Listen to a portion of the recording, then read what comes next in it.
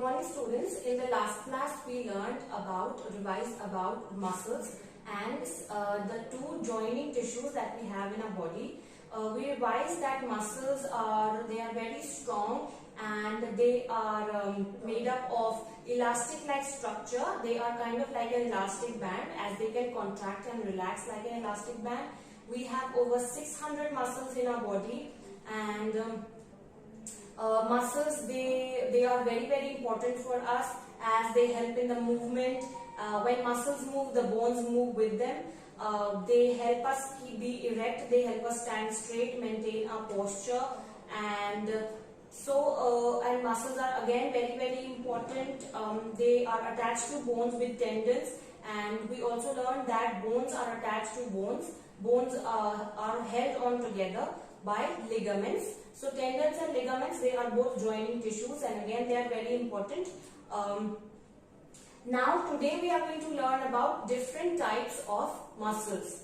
So when we learned our chapter, we have already learned this topic, that there are 3 different types of muscles. So that is what we are going to revise about today. So you can open your books on page number 39, and here some diagrams are also given, and some lines I also made you underline. So you can read those lines as and when I am explaining, and we are revising the topic one by one, the types of muscles. So there are 3 types of muscles in our body.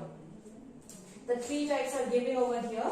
Striped and striated muscles is the first type that we are going to learn about right now.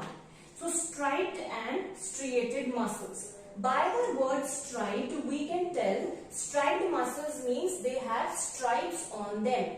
Like if you have seen the picture of a zebra, or if you have seen a zebra has stripes on it. Black and white colored stripe a zebra has. So in a similar way, striped and striated muscles, they also have stripes on them. On page number 40, a diagram is also given of striated and striped muscles. So they sort of have stripes on them. Now they are voluntary muscles. Now what are voluntary muscles? Voluntary muscles are those muscles which we can move on our own, which we can move as and when we wish to move them. For example, we can move our hands when we want to move. We can move our legs when we want to move. We can move our arms up and down like this. We can move our feet whenever we want to move. So all of these body parts, they have voluntary muscles in them, and they have striped and striated muscles in them.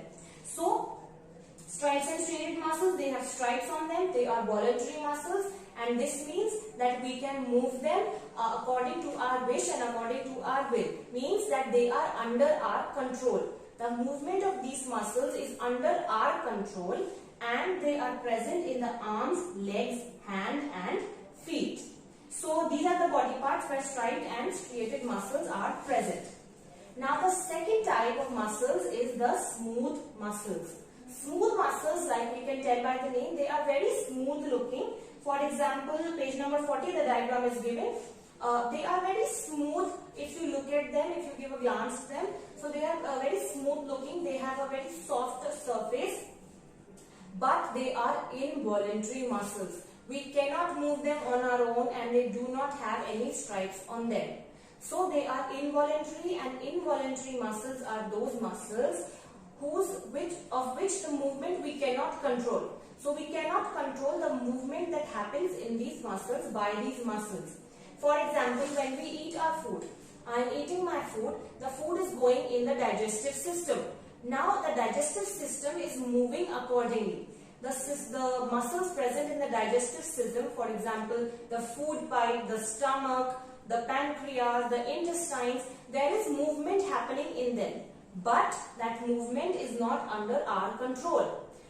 And we cannot stop their movement, or we cannot start their movement. It happens on its own, however, it has to happen. So these kind of systems and organs, internal organs mainly, they have smooth muscles. They are involuntary because we do not have any control over their movement. They are controlled by the brain or by the spinal cord. So the brain sends them a signal. For example, I have eaten food and now that food needs to be digested. So the brain, it sends the signal to all of these organs that okay, now you have to start working because you have to digest the food. So that is when all of these muscles and all of these organs, they start moving and they start working. So they are not under our control, they are involuntary muscles, they are controlled by the brain and the spinal cord, and they are present mostly in the internal organs which work on their own. Now the cardiac muscles. Now whenever the word cardiac comes, you always, cardiac means heart. Anything related to heart is cardiac. So cardiac muscles, so by the name of cardiac muscles, we can tell that these are the muscles which are present in the heart. Cardiac muscles are present in the heart, and these are the special type of muscles, very special type of muscles, and very important for us because they are present in the heart, and the heart, it beats throughout our life. It keeps on beating 24/7. It never stops. So they are very strong muscles. They are very strong muscles, and so they never get tired because they have to beat heart, because they have to move continuously as our heart is beating continuously throughout our life. They are not attached to any bone. They are just present in our hearts. And because they are moving on their own and we do not have any control over their movement, they are also known as involuntary muscles. Because we cannot move our heart whenever we want to. Our heart, it moves on its own. There is movement in our heart on its own. So this is the cardiac muscles. So these are the types of muscles: striped and striated muscles, smooth muscles, and cardiac muscles. Now we have completed both the topics, the skeletal and the muscular system. Now both the systems, they come together, and that is how we are able to do any work that we do right now. For example, I am standing over here.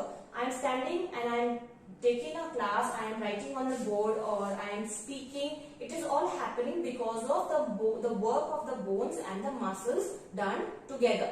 So it is very important that we take care of our body and we exercise regularly and we give it rest, enough rest, so that we remain healthy and our skeletal and muscular system is also healthy and can work properly. So this is our chapter for today. Now you have to read this topic and read the whole chapter. So revise it well. That is all. Thank you and have a nice day.